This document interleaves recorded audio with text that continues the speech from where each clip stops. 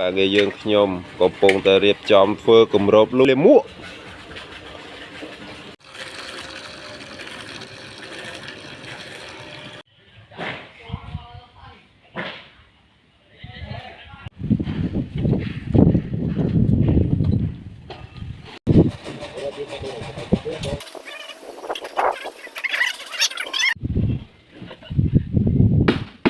bằng chiang ấy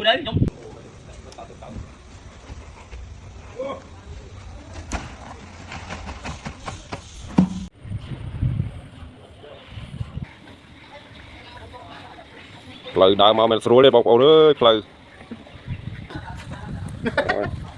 đào mình nghĩ đi chạy nông quá